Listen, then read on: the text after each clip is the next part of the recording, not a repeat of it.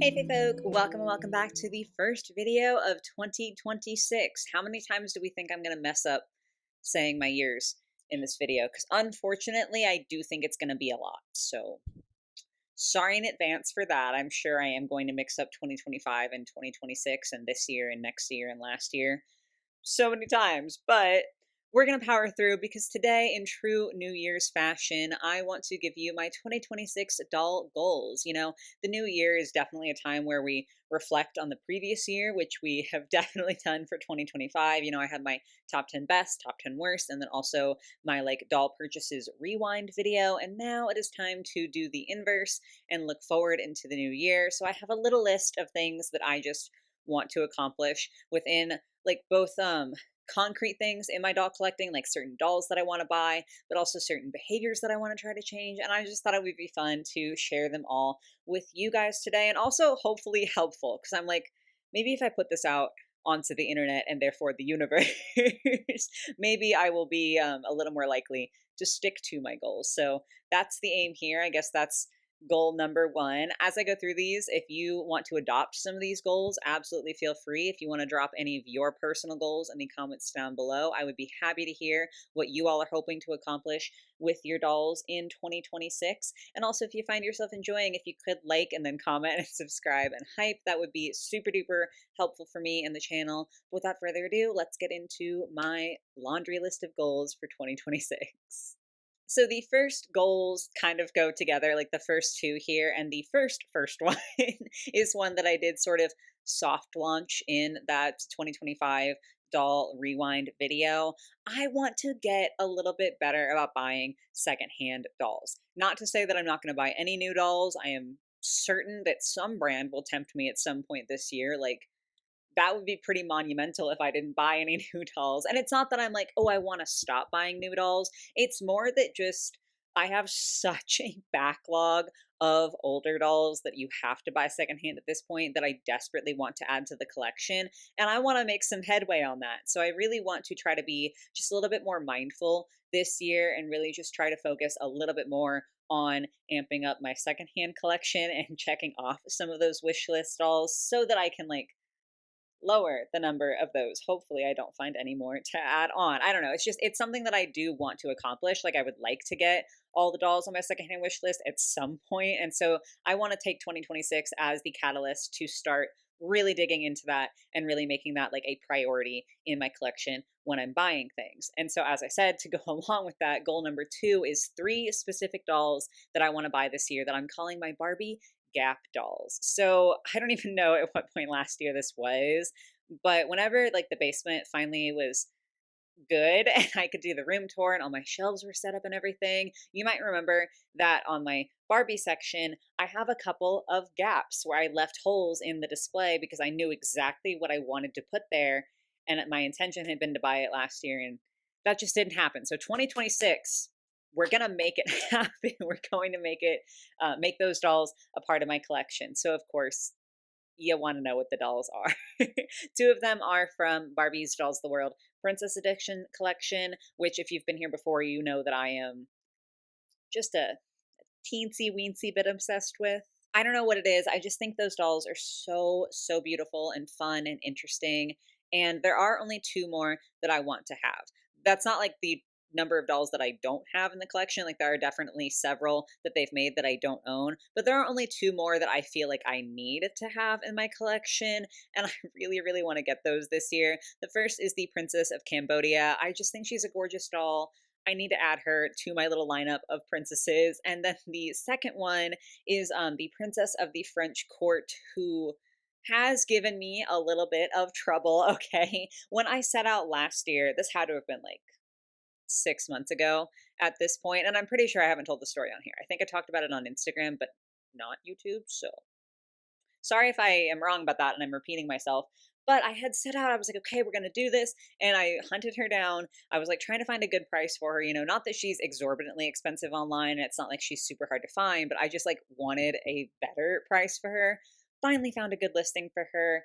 And, I check all the pictures and everything. And a very important pin to put in here is just looking behind me. You probably are aware that I am an out of box collector. And especially if you've been watching for a while, you know that I don't keep dolls in box. Obviously, no judgment if you do, but I just like to have a tactile experience with them.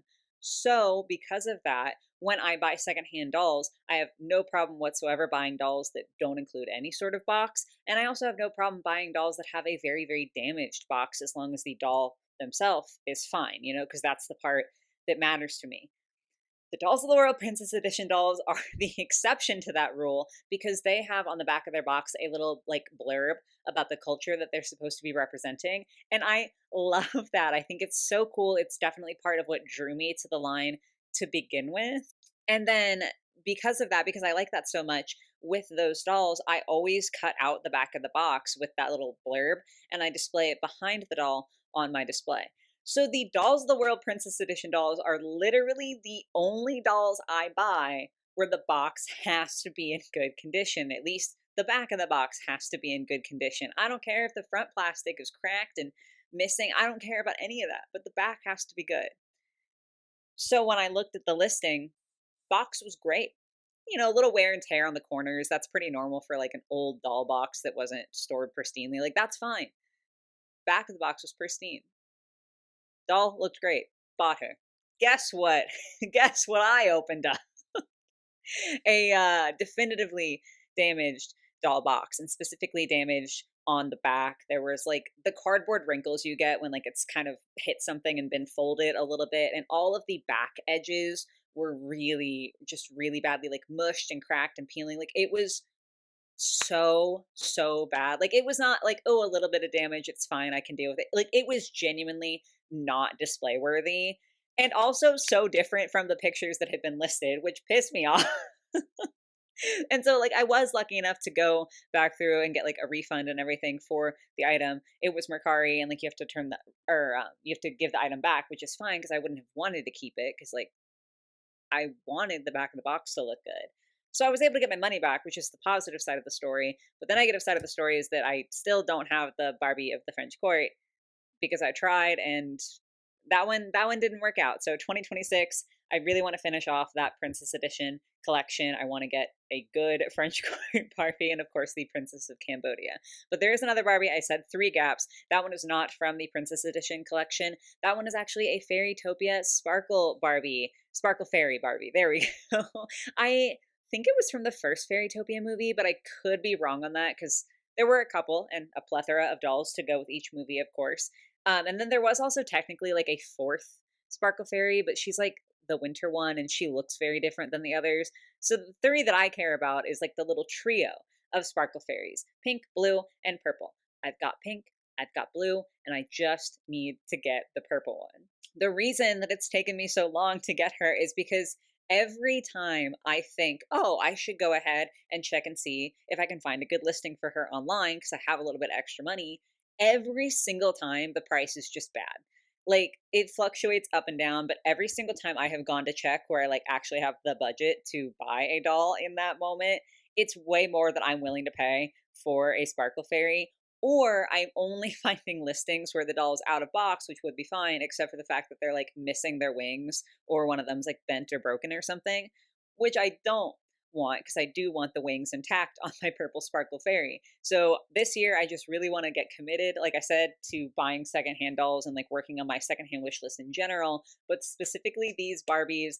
And I just gotta get on it. I gotta fill the gaps so that my display stops looking so awkwardly empty right there.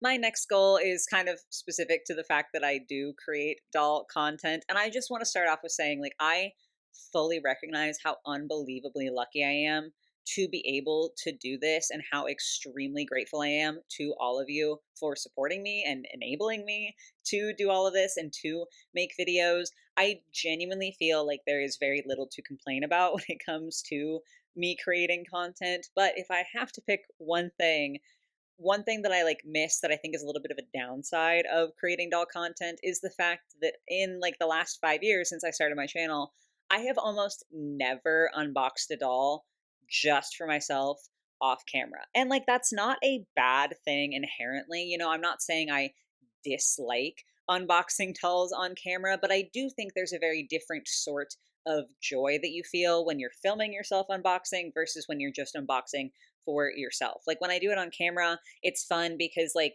yes, the doll is part of the hobby, but also content creating has become part of the hobby for me as well. So I'm like engaging in both of those aspects. Plus, I get to feel like if it's a new doll, I'm helping you guys potentially, like helping you judge whether a doll is worth your money, like worth spending your money on, or if it's like an old doll, a doll haul, it's like the entertainment value that I'm providing. So there is definitely so much joy that I feel in unboxing dolls on camera. And don't worry, I'm not going to stop doing that, but I also think that there is a different sort of joy that you get to feel when there's no camera on, there's no super bright lights or anything, there's no like time constraints or whatever. It's just you and a doll that you're unboxing to enjoy for yourself.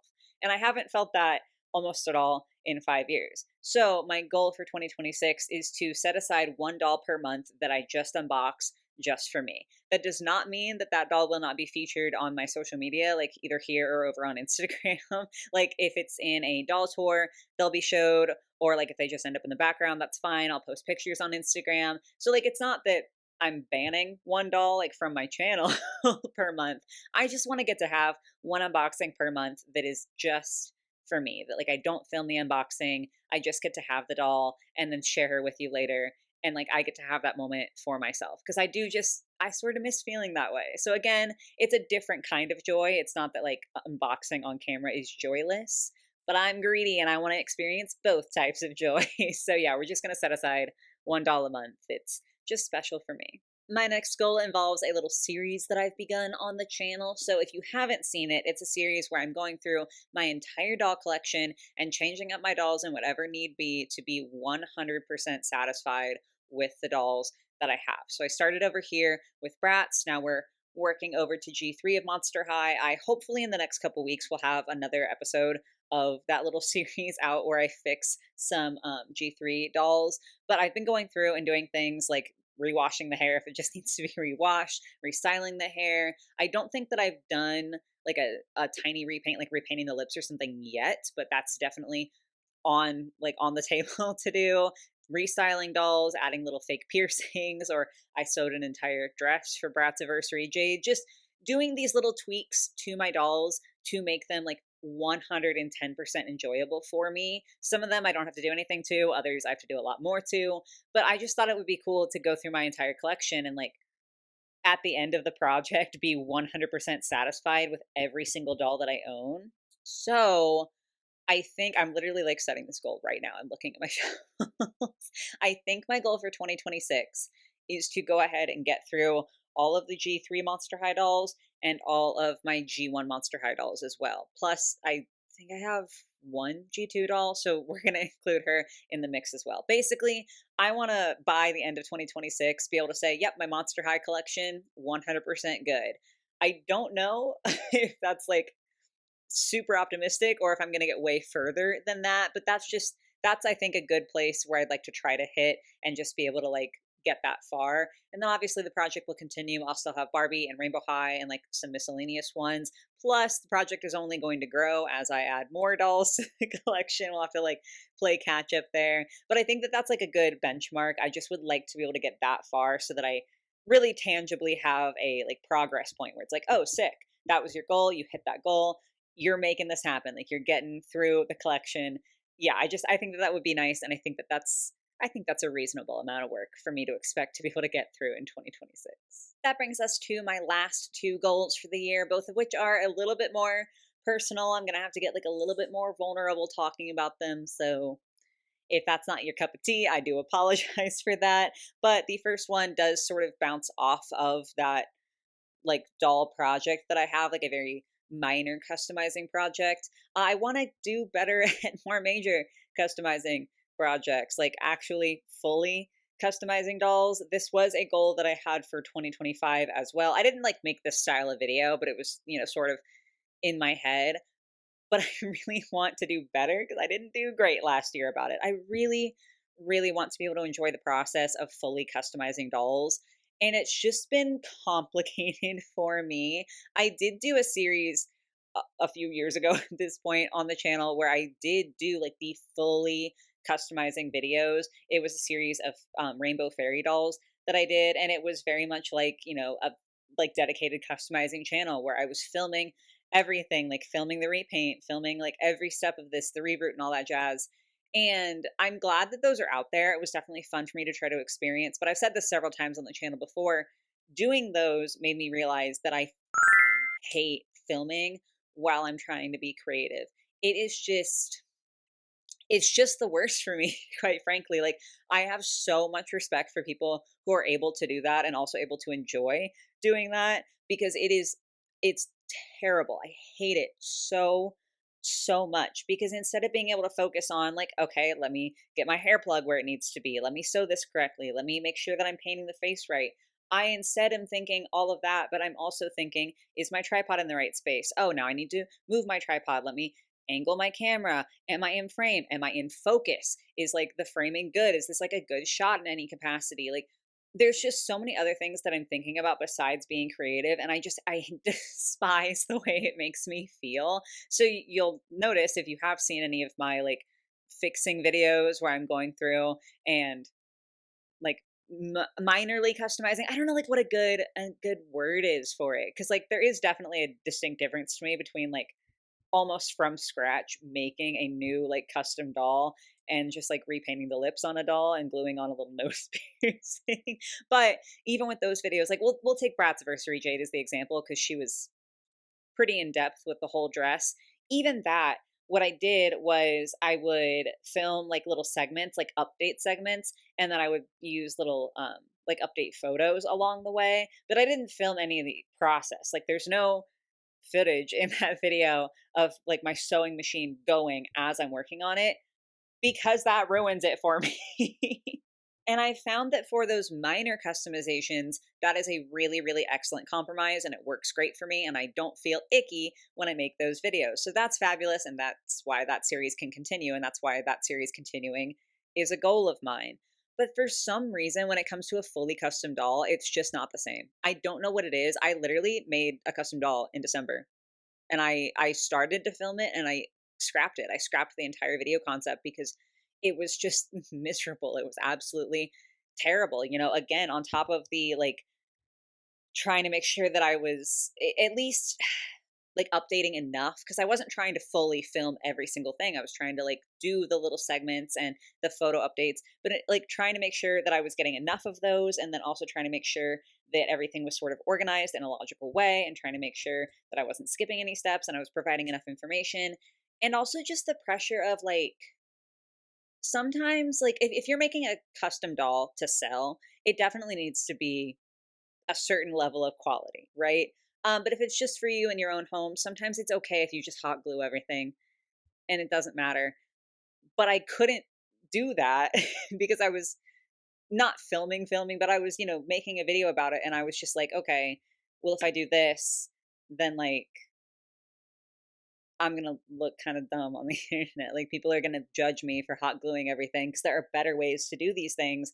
But that was like what I was capable of at the time. That's what I wanted to do at the time, and that's what resulted in a doll that is perfectly acceptable for what I wanted it to be. But I could not stop freaking myself out about the thought of having to put that out, and it just made me feel gross. So that's why that video got scrapped. So that being said, I think that's why doll customizing has been so difficult for me. Is just because I just feel such a weird amount of pressure, specifically when it comes to fully customizing dolls. Again, I really want to reiterate for anyone who might be kind enough to worry about me doing like my little minor customizations, making my dress here. That was fine. That was super fun. I don't know what's different, but there's something that's different in my head, and it just is miserable. And so I think that that pressure has prevented me from doing any doll customizing, because I'm immediately like, oh, well, you really, really should like try to make some form of content about this. And like, I don't have to do that. I don't. Like, just how I said before with like the, oh, I'd like to unbox $1 a month just for me. It's fine if I make custom dolls and the only time that they get shown is like I'll post on Instagram when I finish them. And then maybe when I do like my 2026 year recap, I can have a segment for the custom dolls that I made. Like, that's fine. And so I'm giving myself that permission this year. So I want to get more into customizing dolls and just letting myself do that for myself instead of it having to be something that I'm filming. Specifically, I think it would be really, really fun to make at least one mini me I don't have a mini me, and frankly, I think that's a little bit crazy. So I would like to try to make a mini me, and then like I can share that on the channel without having to share any of the progress if I don't feel good about sharing the progress. So that's vulnerable goal number one. Vulnerable goal number two is definitely a lot more vulnerable. So apologies if I just seem kind of awkward or anxious here. But to explain the goal, I swear to God, it does relate to dolls, but I have to give you a little bit of what it's like to be inside my head for a minute here in a more broad sense. I unfortunately am one of those people who just like, I know a lot of people are like, "Oh, I'm my own worst enemy," and I do believe that that is unfortunately true for a lot of people. That's like true times 10 for me. I am working on it. I'm in therapy. We're getting better actually, believe it or not. But I am so mean to myself and just so disparaging towards myself, and I hold myself to such a ridiculous standard of perfection that I genuinely do not hold anyone else to. We're working on it, like I said. But just like to give an example, making a mistake for someone else, that's normal. We're people. We all make mistakes. If I make a mistake, I hate myself.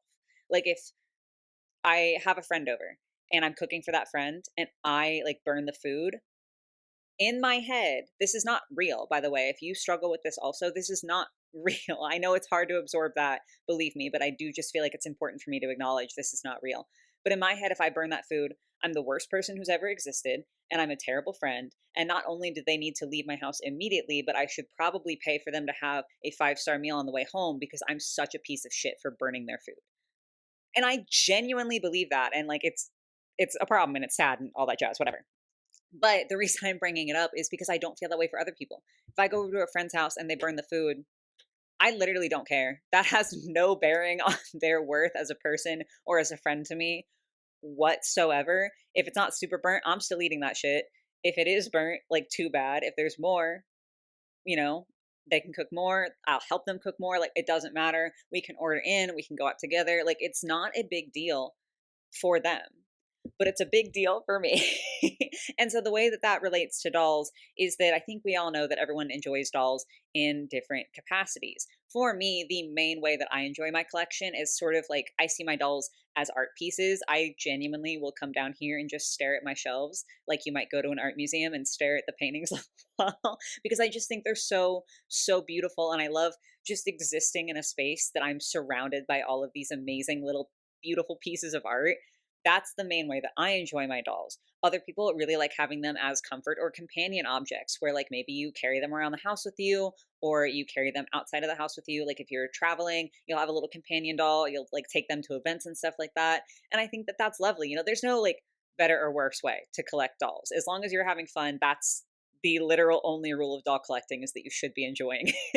And then some people take it even further and like fully have play with their dolls where they will like make up these little imaginative scenarios. And I swear on anything you want me to, I pinky promise, I have never judged someone else for doing that because genuinely, honestly, the only feeling I feel when I see other people like engaging in that play behavior is jealousy. Because I'm like, I wish I could do that. Like, I wish I had the capacity to do that. I have never judged an adult for playing with toys. But I do think that there is, you know, like generally speaking, doll collecting or toy collecting as an adult is something that other people will judge you for, which is stupid because, again, like you're not hurting anyone. So why does it matter? Like, why does anyone care? And within that, it's sort of like it's widely in society not necessarily super acceptable to collect dolls, but then it's even less acceptable if you're an adult and you're actively playing with your dolls. Which is dumb because why does it matter? Why does it matter what your hobby is as long as you're not hurting anybody and you're having fun? And then beyond that, it is genuinely beneficial to like play in that way. Not to say that like you're bad if you don't, but I'm just saying like if you want to make the argument, if anything, it's even better to be doing that. There is a reason that it is so good for kids to engage in imaginative play because it's really, really important like for kids to sort of have to entertain themselves, to not just have a screen in front of them all the time. It's really good for them and for their brains to be coming up with stories and coming up with play ideas with their friends or even by themselves and engaging with these concepts and this imaginative play with their toys. It is genuinely beneficial for your brain. And I believe personally, I haven't like read any scientific studies for this because I don't know, I just sat down to make this video. But I feel like that has to carry through into adulthood, right? Like it has to be good for you to have this outlet where you can just have these silly little imaginative scenarios and like you get to enjoy that. There's no way that that's not good for you, right? But for some reason, when I see other people do it, it's like that is wonderful. And I'm so happy because they look so happy. And I'm a little jealous because I feel like I can't, because again, it has nothing to do with them. It has nothing to do with like an internalized judgment where like I secretly think that people who do that are stupid. It really is actually just a self-worth issue where I just think I'm stupid no matter what I'm doing. Like if I'm doing it, it's wrong. That's how my head works. Again, not good. We're working on it. So I want to try to get to do that. I want to try to at least give playing with my toys a little bit of a whirl. I have sort of already dipped my toes into this like a little bit. I wouldn't say with my 18-inch dolls, like I fully play with them, but I do redress them like very frequently. I'm a lot more like tactile with my 18-inch dolls, Evie and Lila. And then even like my Bratz babies, specifically my Bratzies, I've been like carrying a little Bratzies around the house with me. Haven't taken one out yet, but I have taken like other dolls out before, really, really tiny ones that I can slip into my pocket because I'm shy and I already have unbelievable social anxiety. But like I am starting to dip my toes into that world of using them more as comfort objects. And I just want to push myself because I see people who get to have so much joy from playing with their dolls. And I'm like, I want to heal and I want to allow myself to feel that joy as well. I think that's probably a good way to word it. I might not like playing with my dolls. It might be the case that I try it out and it's just not for me, and that's fine. Because again, you should just be having fun with your collection regardless of how it's done. But I want to at least let myself have that experience and let myself try it out, and not just like once, because the first time I try it's gonna feel awkward and weird and I'm going to be mean to myself because that's how I am with everything. But I want to give it like a genuine go. Like I genuinely want to see if that's something that I enjoy and if that's something that can bring me like a new type of fun within my collection. If at the end of the year it doesn't work out, that's fine, but I want to at least be able to say that I tried and that I was gentle enough with myself to get to a point where I could try without judgment. I think that's like really the main goal.